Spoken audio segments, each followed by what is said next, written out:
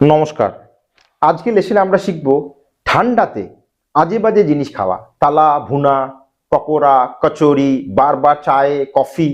এইসব খাওয়ার ফলে কি হয়? অ্যাসিডিটি হয় এবং ওয়ার্কআউট করা হয় না, কারণ শীতে ঠান্ডাতে রাজায়ের ভেতরে লেপের ভেতরে আমরা শুয়ে থাকি। এর ফলে কি হয়?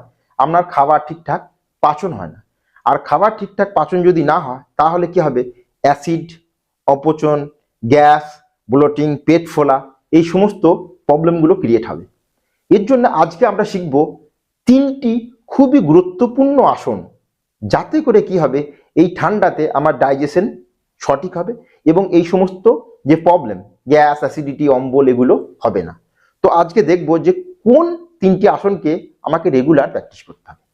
তো প্রথম আসন যেটা, সেটা হচ্ছে, এটা সবাইকে করা উচিত থ্রু আউট ইয়ার, মানে ঠান্ডা বা গরম বলে নয়, সেটা হচ্ছে বজ্রাসন। বজ্রাসনকে প্রত্যহ খাবার পর, খাস করে দুপুরবেলায় এবং রাত্রে ডিনারের পর, এই বজ্রাসনকে 5 মিনিট রেগুলার করতে হবে। তাহলে আপনার ডাইজেশন, মানে আপনার যে ডাইজেস্টিভ সিস্টেমটাই ধীরে ধীরে ধীরে ধীরে তীব্র হতে শুরু করবে। তো দেখে নেব যে বজ্রাসন কেমন করে করতে হয়। বজ্রাসন করার জন্য আগেই শিখেছি।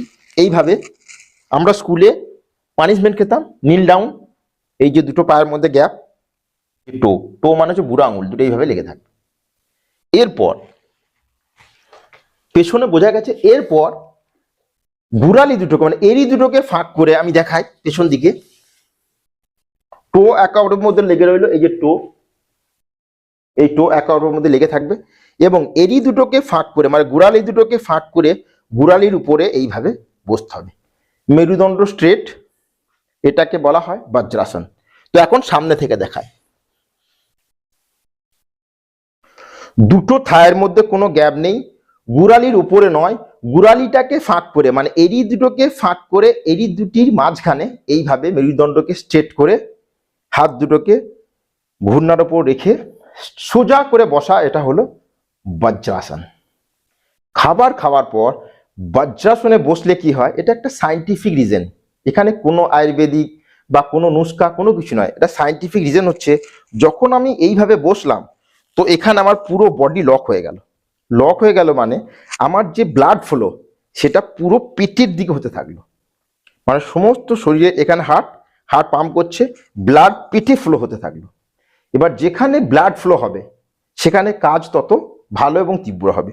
তো খাবার খেলাম, এই অবস্থায় বসলাম, তো আমার যে ব্লাড ফ্লোটা পায়ের দিকে যেতে পারলো না, মানে এখানে লক হয়ে গেল, সেই জন্য সমস্ত ব্লাড ফ্লো পেটের দিকে হলো। এই জন্য খাবার খুব তাড়াতাড়ি এবং খুব সঠিকভাবে পাচিত হবে। এইটা হচ্ছে বজ্রাসনের মেন কারণ।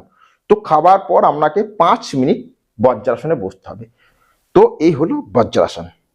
খাবার পর রেগুলার 5 মিনিট। শুরুর দিকে অসুবিধা হলে 1 মিনিট, 2 মিনিট, 3 মিনিট, 5 মিনিট এইভাবে বাড়াতে থাকবেন। তো বোঝা গেল? এবং এই অবস্থায় মনকে শান্ত এবং ধীরে ধীরে শ্বাস নেব এবং শ্বাস ভরে ধীরে ধীরে শ্বাসকে ছাড়ব। বোঝা গেছে? এটাকে সকালেও করতে হবে এবং খাবার পর, দুপুরে লাঞ্চ এবং রাত্রে ডিনারের পর এটা অবশ্যই করবেন এবং চেষ্টা করবেন 8টার মধ্যে আমরা ডিনারকে কমপ্লিট করতে। তো এটা হলো বজ্রাসন। এর পরের যে আসনটা করব সেটা হচ্ছে যোগ মুদ্রাসন। যোগ মুদ্রাসন করার জন্য আপনাকে কি করতে হবে? পদ্মাসনে বসতে হবে। পদ্মাসনে বসার জন্য আগেই শিখেছি লেসনগুলোতে, এইভাবে বাঁ পাটাকে রাইট থায়ের উপর এবং রাইট পাটাকে বাঁ থায়ের উপর এইভাবে, এবং মেরুদণ্ডকে স্ট্রেট করে, এটাকে বলা হয় পদ্মাসন। এখন আপনি যদি পদ্মাসনে বসতে না পারেন তাহলে আপনি বসবেন সুখাসন, এটাকে বলা হয় সুখাসন বা অর্ধ পদ্মাসন। আপনি যে আসনে বসতে কমফোর্টেবল আপনি সেই আসনে বসবেন।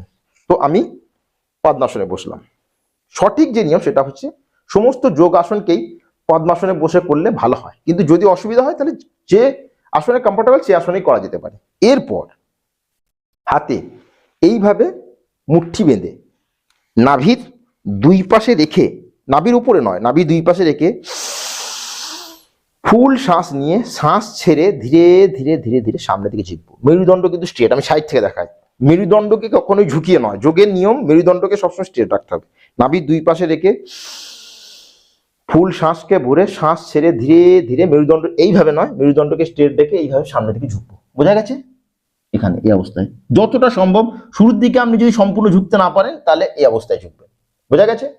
এবং ধীরে ধীরে ধীরে ধীরে ধীরে ধীরে রোজ প্র্যাকটিস করতে হবে, তাহলে এই আপনার মাথা গ্রাউন্ডে স্পর্শ করবে। এবং এই অবস্থায় ধীরে ধীরে শ্বাস নেব এবং ধীরে ধীরে শ্বাস ছাড়বো। 15 to 20 সেকেন্ড হোল্ড করব। হোল্ড করার পর শ্বাস নিয়ে ধীরে ধীরে ধীরে ধীরে উপরে উঠে আসবো। এটা হলো যোগ মুদ্রাসন। এই আসনগুলোকে 3 থেকে 5 বার প্র্যাকটিস করতে হবে। প্রথম হলো বজ্রাসন, সকালে করবেন খালি পেটে, এবং খাবার পর তো অবশ্যই করতে হবে 5 মিনিট বজ্রাসন। 3 থেকে 5 বার যোগ মুদ্রাসন, মানে পেটে প্রেসারে সৃষ্টি হবে। এর ফলে আমার যে ইন্টেস্টাইন, স্মল এবং লার্জ ইন্টেস্টাইন, এগুলো ধীরে ধীরে অ্যাক্টিভ হতে থাকবে। খানা সুতারিকাছে মানে সঠিকভাবে পাচিত হবে, তাহলে অম্বল, গ্যাস, বদহজম, অ্যাসিডিটি কোনো কিছুই হবে না। এর পরের যে আসন সেটা হচ্ছে গ্যাসের জন্য রামবান, মানে পেটে কোনোদিনই গ্যাস হবে না।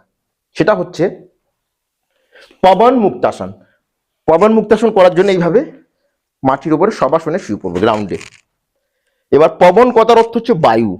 পবনকে মুক্ত মানে পেটের যে বায়ু বা গ্যাস সেটাকে মুক্ত করার যে আসন সেটা হচ্ছে পবন মুক্তাসন। তো এইভাবে সবাসনে শুয়ে পড়বো। এরপর শ্বাস নিয়ে পা দুটোকে উপরে তুলবো, হলো। শ্বাস ছেড়ে ধীরে ধীরে ধীরে ধীরে পাকে ক্লোজে নিয়ে আসবো, পেটের কাছে, বোঝা যাচ্ছে?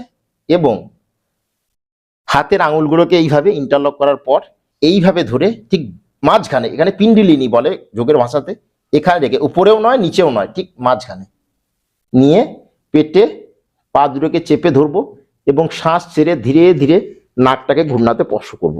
এখানে আপনি দেখবেন এর ফলে এই যোগ আসন করার সাথে সাথেই আপনার পেটে যদি গ্যাস থাকে তাহলে রিলিজ হতে শুরু করবে। হলো, এখানে হোল্ড করব 15 to 20 সেকেন্ড। শ্বাস নিয়ে পাকে উপরে এবং শ্বাস ছেড়ে ধীরে ধীরে পাকে গ্রাউন্ডে স্পর্শ করব। শ্বাস নিয়ে শ্বাস ছেড়ে উঠে আসবো এবং রিল্যাক্স করব। তাহলে এই 3টে আসনকে আপনাকে রেগুলার প্র্যাকটিস করতে। ঠান্ডাতে টাইম নেই, এই 3টে আসনকে খুব বেশি টাইম লাগবে না, 5 মিনিট, 3 মিনিট, 8 মিনিট, 8 মিনিট আর 2 মিনিট, 10 মিনিট। 10 মিনিট করলে আপনার পেট সম্বন্ধিত কোনো বিমারি থাকবে না। খাস করে এই ঠান্ডাতে তো অন্তপক্ষে পেটকে একটু ঠিক রাখুন। ঠিক আছে, বোঝা গেছে? তো আজকে এইটুকু। Thank you, take care, good bye এবং স্টে হেলদি। নমস্কার।